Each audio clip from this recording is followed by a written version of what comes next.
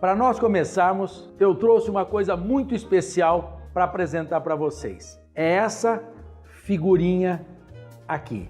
Essa é uma escultura da Vênus de Willendorf.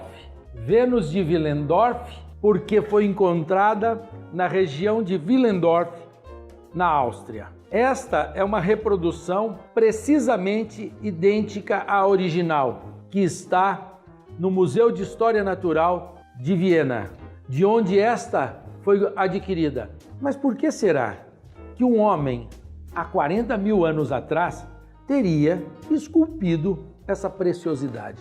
Ele carregava essa escultura como se fosse um amuleto. Ele carregava essa escultura como se fosse o elo de memória entre o mundo que ele estava vivendo longe da caverna com o seu núcleo familiar, onde esta figura possivelmente existia na realidade. Os historiadores atribuíram o nome Vênus a todas as esculturas que possivelmente fossem vistas por eles como deusas, deusas da fertilidade, deusas do amor, assim como na Grécia Antiga. Ela não tem fisionomia, porque possivelmente a identificação desta mulher na realidade não se dava através da fisionomia, mas através do som, através da sua voz, através dos seus cheiros,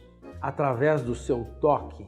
E esta aqui era transportada, era carregada junto do caçador. O caçador pré-histórico, quando fazia suas incursões, seguindo as manadas de bison, as manadas de bois que faziam sua migração, ele carregava para manter o laço com seu núcleo familiar. Além das esculturas, o homem do Paleolítico Superior, isso é, aproximadamente 40 mil anos atrás, ele produziu muita pintura nas paredes das cavernas, isto é, produziu uma arte rupestre. E por que será que esse homem produziu essa arte? Por que ele desenhou nessas paredes? Possivelmente ele vivia nessa caverna porque lá fora, que fazia muito frio, não permitia que ele caçasse. E possivelmente, desenhando nas paredes das cavernas, ele sentisse a posse do objeto que ele acaba de representar. Portanto, inconscientemente, ele sentia um alívio. Essa é uma das suposições da produção da história da arte. Espero que você tenha gostado e que tenha aguçado ainda mais sua vontade de conhecer a história da arte. Nos veremos nas próximas pinceladas da história da arte. A Mesopotâmia é um período muito interessante. Aliás, todo mundo já ouviu falar dela, lembrando que ela fica entre Rio Tigre e Eufrates. Mas onde é que estão esses dois rios? Onde é que está a Mesopotâmia do Tigre e Eufrates? Para clarear um pouco mais, eu digo, ela está onde hoje é o Iraque. Qual a importância da Mesopotâmia para a história da arte, para a história do homem, para a história da civilização? Alguns dados são muito importantes. Por exemplo, é na Mesopotâmia de 3000 a.C.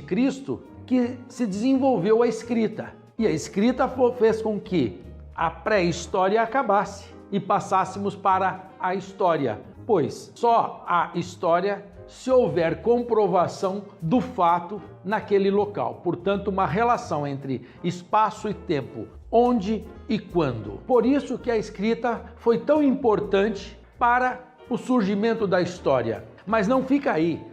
A escrita foi importante também para que fossem estabelecidas as leis, isso é, os direitos e os deveres do cidadão. E se há o cidadão, também há a civilização. Bem, a arte da Mesopotâmia é uma arte dirigida sempre pelos seus poderosos, pelos seus reis. Por quê?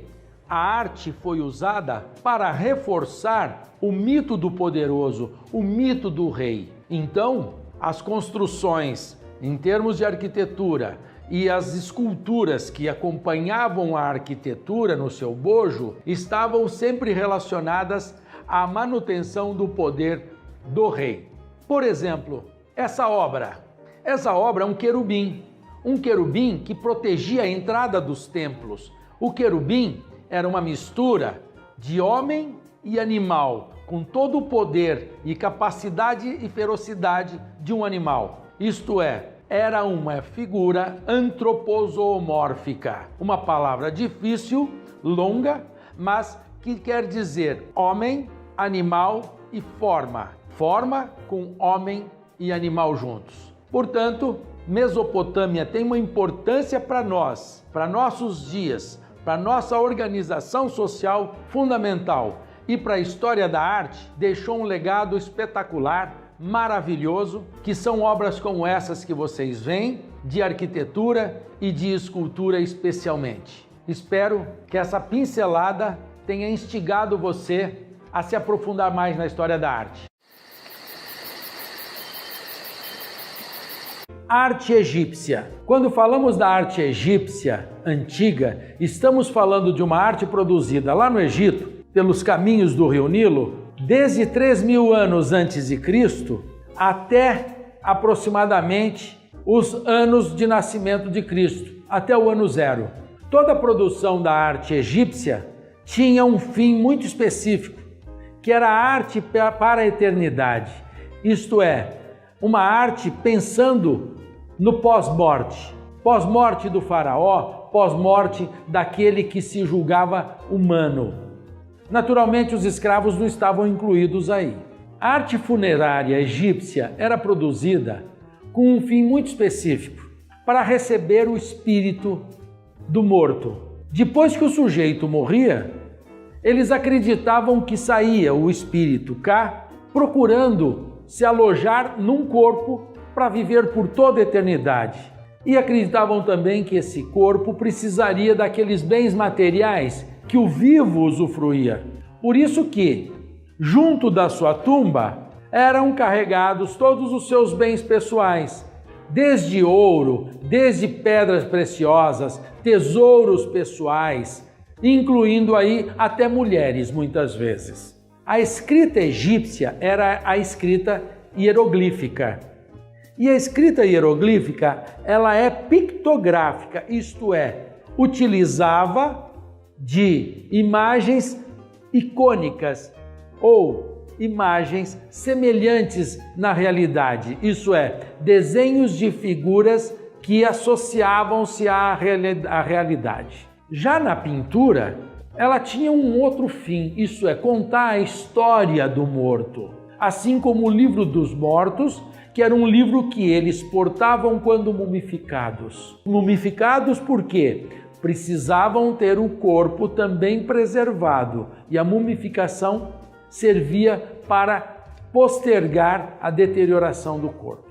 Além das pirâmides, existiam as urnas funerárias, feitas dentro das pedras, não elevadas, mas feitas dentro das pedras e ali depositado todo o seu tesouro. Um exemplo é Tutankhamon.